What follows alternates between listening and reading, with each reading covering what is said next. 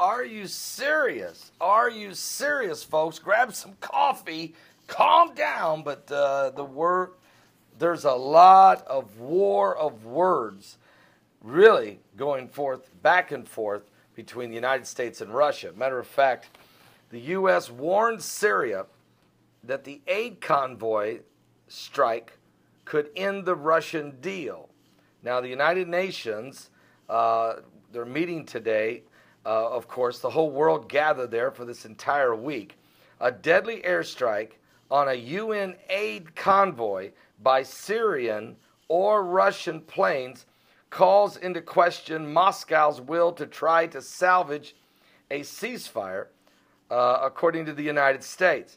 Now, the attack could only have been carried out by Syrian President Bashar Assad's regime or his Russian allies, and Moscow must take responsibility either way, says the U.S. officials.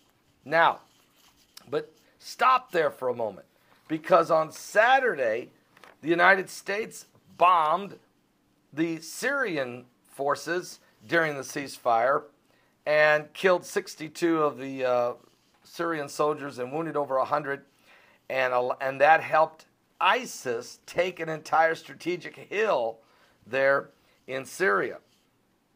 This was condemned by the Russian United Nations ambassador as he walked out of an emergency Security Council meeting called on the United States. So the U.S. breaks the ceasefire, blows up Syrian forces, which helps ISIS take a major strategic location. I'm just telling you what happened. On Monday, either Syria or Russia, one of them, bombs the United Nations humanitarian food envoy headed for the people. Look, folks, do you really think this ceasefire is going to happen? Do you really think that a peace deal is around the corner? Let me just read to you what's coming out of the Crusader Journal. There's an article out. The top U.S. general warned on Monday against rushing to judgment after a deadly weekend U.S. airstrikes that Syria says killed some of its soldiers, 62 to be exact, and wounded over 100, as he defended the U.S. targeting that his military has used against ISIS in Syria and Iraq. Now, maybe before we start going down the path of what went wrong, says this general, let's do an investigation and actually ensure that something did go wrong. Marine General Joseph Dunford, chairman of the U.S. military's Joint Chiefs of Staff, told a small group of reporters traveling with him. So he's speaking on behalf of the Obama administration. He is the chairman of the Joint Chiefs. The remarks are the latest to suggest that the United States military still believes it may have had good reason to think it was striking ISIS instead of Syrian army forces on Saturday in the eastern Syrian city of Deir al-Zor.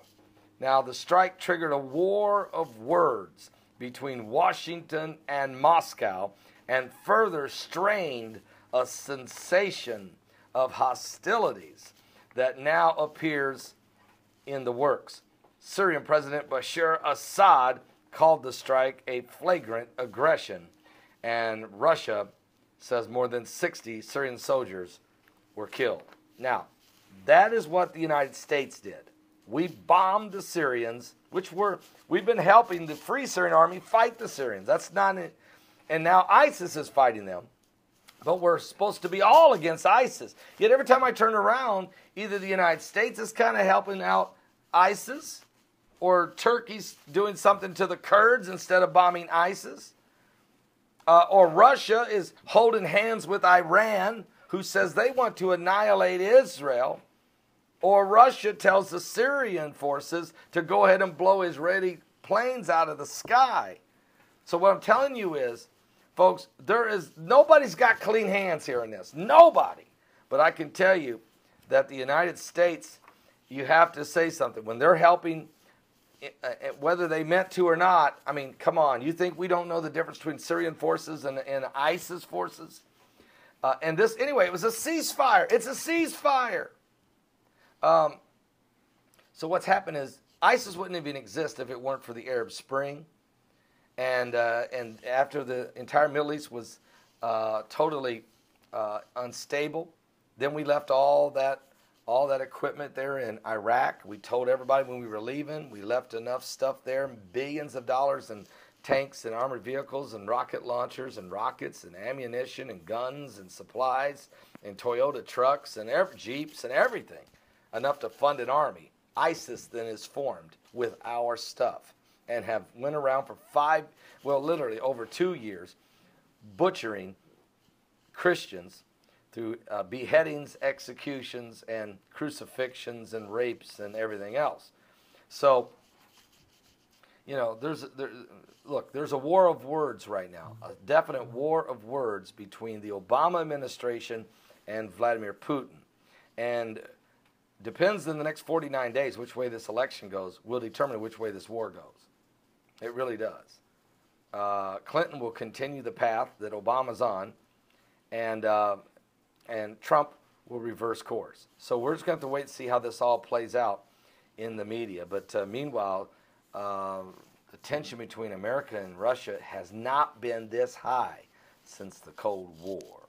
It is a war of words. I'll be back with more current world events and how they relate to Bible prophecy.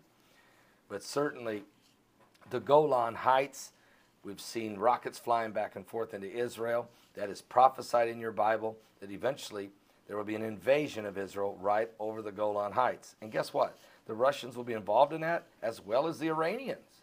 But right now, the United States does not have clean hands. Not with the Obama administration. We definitely don't. And a lot of people are dying in the Middle East. And the genocide on Christians is at an all-time high since World War II. Give your life to Jesus Christ. We're in the last days.